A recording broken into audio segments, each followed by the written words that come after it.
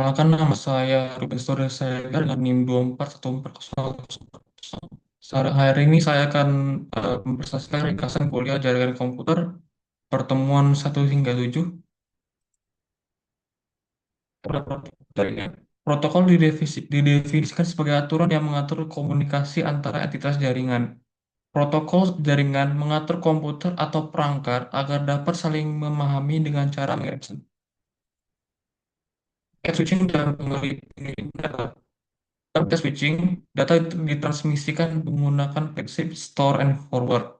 Dalam proses ini terdapat delay transmisi, yaitu waktu yang dibutuhkan untuk mendorong seluruh L bit paket ke dalam sambungan berkecepatan RBPS, yang dihitung dengan rumus DT, delay transmisi sama dengan LR. Terdapat fenomena antrian, queuing, dan loss. Antrian terjadi ketika kecepatan kedatangan paket ke router melebihi kecepatan transmisi semua keluarnya. Jika memori itu buffer pada router sudah penuh, paket yang datang dan terpaksa dibuang atau hilang. Proses komunikasi data dimulai pada host atau perangkat sumber host yang mengambil pesan dari lapisan aplikasi dan memecahnya menjadi potongan kecil yang disebut paket dengan panjang L bit. Paket-paket tersebut kemudian dikirim melalui jaringan akses dan kecepatan transmisi R yang sering disebut sebagai bandwidth. Selanjutnya ada 4 faktor delay paket. Pertama, lapsing delay, yaitu waktu yang dibutuhkan router untuk memeriksa kesalahan bit setelah menentukan jalur keluar yang tepat.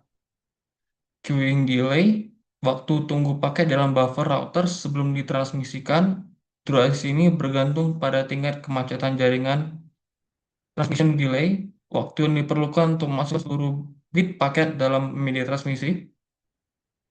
Propagation delay, waktu yang diperlukan satu bit untuk merambat dari satu titik ke titik lainnya dalam media fisik. Sekarang dari layer protokol. Pertama application layer. Layer ini mendukung aplikasi jaringan seperti HTTP untuk web, SMTP dan ANAP untuk email, serta DNS untuk penerjemahan domain. Transport layer bertanggung jawab atas transfer data end-to-end antar proses menggunakan protokol seperti TCP dan UDP. Network layer mengatur proses routing paket dari host sumber ke host tujuan dengan menggunakan protokol IP. Link layer mengatur komunikasi antara perangkat yang terhubung secara langsung seperti Ethernet atau Wi-Fi. Physical layer, layer yang menangani transmisi bit secara fisik melalui media seperti kabel atau gelombang radio. TCP dan UDP. TCP Transmission Control Protocol menyediakan layanan komunikasi yang andal. TCP memiliki fitur flow control untuk mengatur aliran data serta congestion control untuk menghindari kemacetan jaringan. TCP juga bersifat connection oriented sehingga perlu membangun koneksi terlebih dahulu sebelum data dikirim. UDP, User Datagram Protocol, merupakan protokol yang lebih sederhana dan tidak menyediakan jaminan keandalan. UDP tidak memiliki mekanisme kontrol aliran maupun kontrol kemacetan. Namun, karena prosesnya lebih ringan, UDP sering digunakan pada aplikasi yang membutuhkan kecepatan tinggi seperti streaming. HTTP atau Hypertext Transfer Protocol merupakan protokol lapisan aplikasi yang digunakan untuk komunikasi antara klien dan server pada layanan web. Mekanisme koneksi HTTP dibagi menjadi 2 jenis. Pertama itu non-persistent HTTP.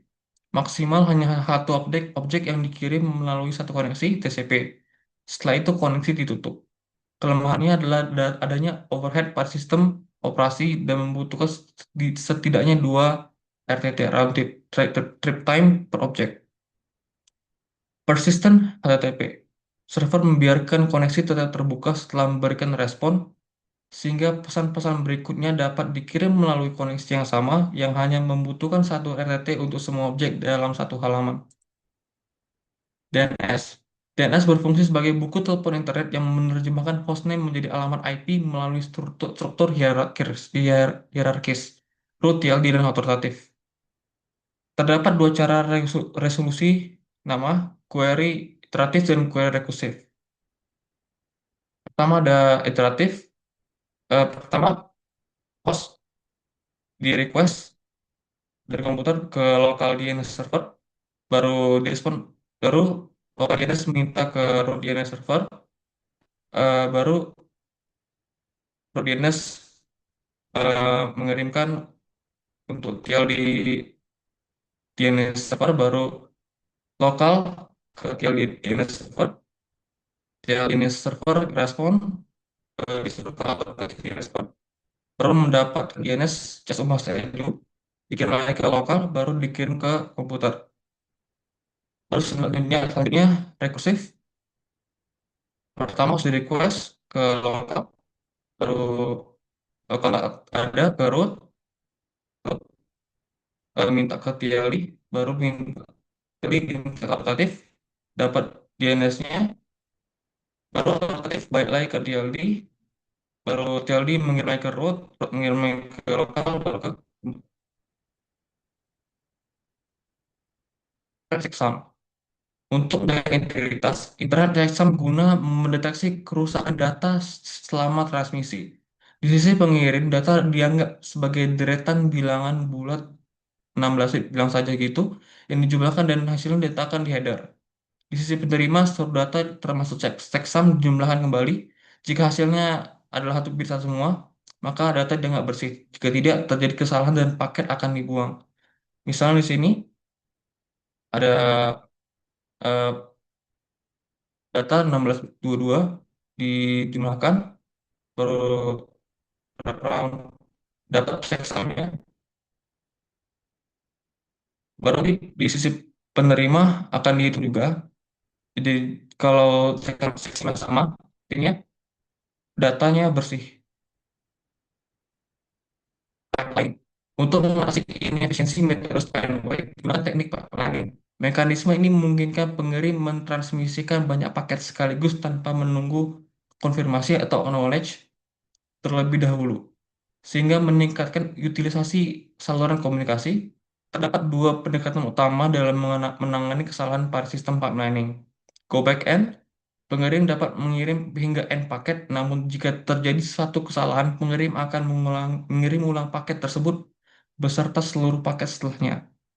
Selective repeat, pengirim hanya mengirim ulang paket spesifik yang rusak atau tidak diterima, sehingga penggunaan bandwidth menjadi lebih efisien. Contohnya, jadi di go back end, pertama dia send paket 0, 1, 2, 0 masuk, paket 1 masuk, tapi paket yang keduanya lost. Jadi ketika receiver menerima paket 3, maka discard, dan karena dia mutasi paket 2, ketika discard baru dia resend nomor 1 untuk minta paket 2. Dan sama juga dengan yang walaupun udah ada di sini, tapi dia tetap minta untuk minta paket yang 2. Baru setelah paket 2 dideteksi timeout, baru dikirim paket 2, 3, 4, dan 5 seterusnya. Untuk selective repeat, pertama sender mengirim paket 0, 1, 2, 3, paket 2 nya lost. Tapi paket ketika di receive, dia di discard. Baru dia di send acknowledge 3, acknowledge 4, acknowledge 5. Tapi di sini yang diterima acknowledge 2. Jadi paket 2 nya timeout, baru di send paket 2. Itu saja untuk pesan saya. Terima kasih.